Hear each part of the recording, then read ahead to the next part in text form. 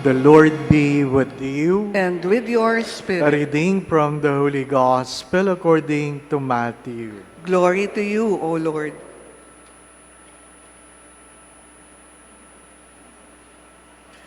Jesus came to his native place and taught the people in their synagogue. They were astonished and said, "Where did this man get such wisdom and mighty deeds? Is he not the carpenter's son?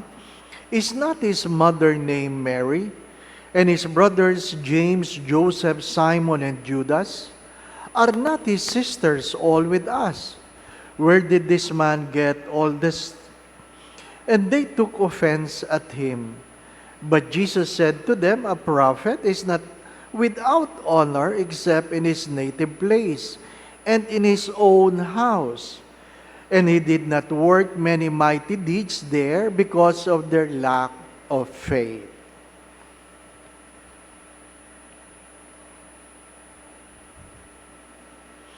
The Gospel of the Lord. Praise to you, Lord Jesus Christ.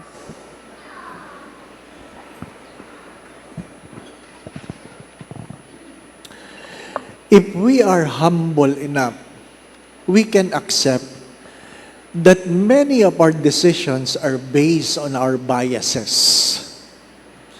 Based on our biases. Anong meron sa gospel? Ayaw nilang maniwala kay Jesus kasi anak lang siya ng karpintero. Who are you to teach us? You're just a son of the carpenter. But what are the reason of buying the things you are buying? What are the reason of the things you are buying? Bakit yan ang pinili mo at hindi ito? Ano po? Meron kaming kasambahay noon sa boarding house nung kami nag-aaral ng college. Gabi na, naka-shade siya. Naka-shade. Sabi ko, ano naman kalokohan niya, ang gabi na naka-shade ka pa. Sabi niya, "Excuse me, unisex ito." Sabi ko, anong unisex? Pwede sa umaga, pwede sa gabi. Ngayon ko lang nalaman, yung pala ibig sabihin ng unisex. Parang hindi yan ang ibig sabihin niya. Ano pa? Tapos sabi niya, "Ayan t-shirt mo na yan." Sabi niya, "Oy, ano ito? Galing sa US ito."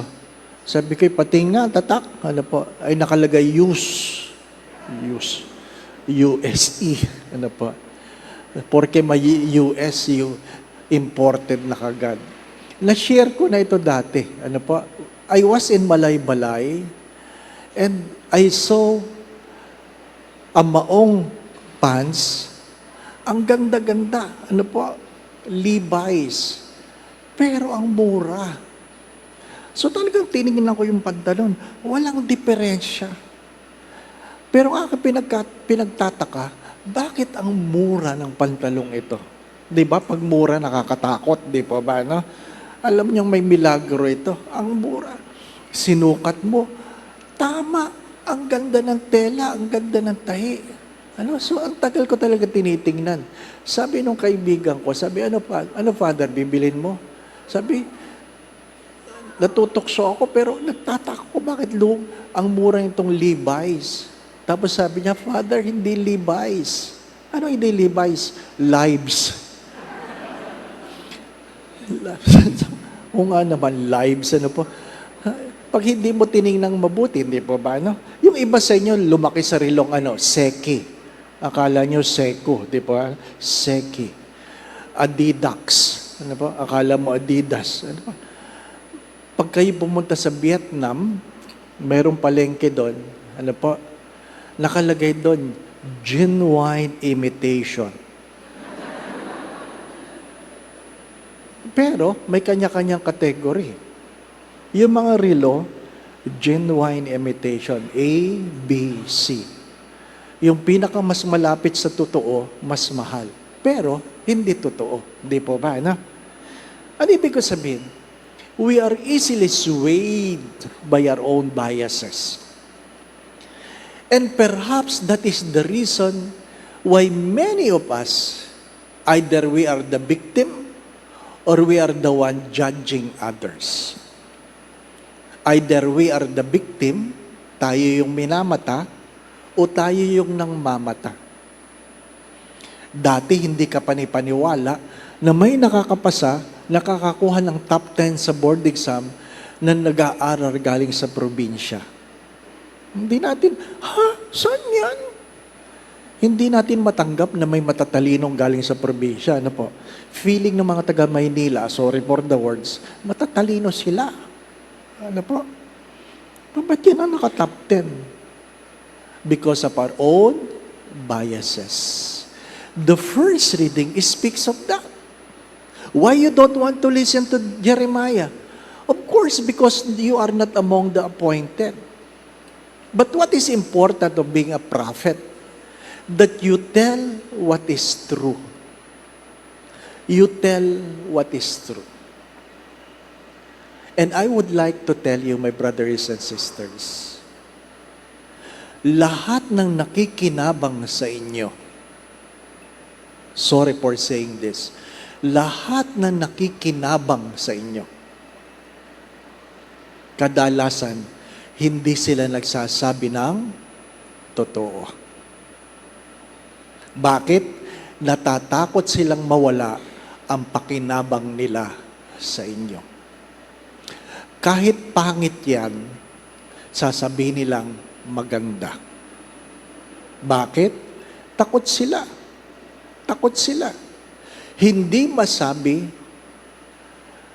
ng mga propeta ng hari na mayroon siyang ginagawang mali. Bakit? Siya ang pumili. Siya ang pumili. Kaya pag kayo'y nagtatanong, ang pinaka magandang tanungin, yung hindi natatakot magsabi ng totoo. Yun ang pinakamagandang tanongin. Hindi ko alam kung narinig ninyo ito, but you know that Toyota, when they started selling cars to the US, it was being looked down. Why? Parang yung iba, ay galing sa ibang bansa, gawa lang yan ng Japan, gawa lang yan ng China. Ano po? So, wala yang pambangga sa mga local manufacturer. And ang sharing ay, Toyota tried to reassess the market. Sabi nila, anong problema? Ba't hindi tayo bumebenta? Kasi, mas mahal ba tayo? Hindi naman. Hindi. Ayaw lang ng mga Amerikano ang pangalang Toyota. So ano sabi ng board? Paltan ang pangalan. Ano ipapalit natin? Sabi nila, ay di ilagay natin luxury car exported to the US. Luxury car exported to the US. And how do they call the car? Lexus. Lexus. L, luxury. EX, exported, US. It is the same brand. I mean, the same car with new branding. Yan ang malungkot, mga kapatid. Yan ang malungkot. Kaya nga, yung iba, nung sila'y tumanda, nakilala silang Pedro, pag na-meet mo sila ngayon, Peter na. Di po ba, ano? Peter na. The branding. Magandang pagtunan ng pansin ito. It is not the name. It is the truth. The people during the time of Jesus miss a lot. Jesus was unable to perform many miracles because they have branded Jesus as the son of the carpenter. I would like to invite you to open your hearts. And one of the prayers I always say, especially when I have problems. What is that?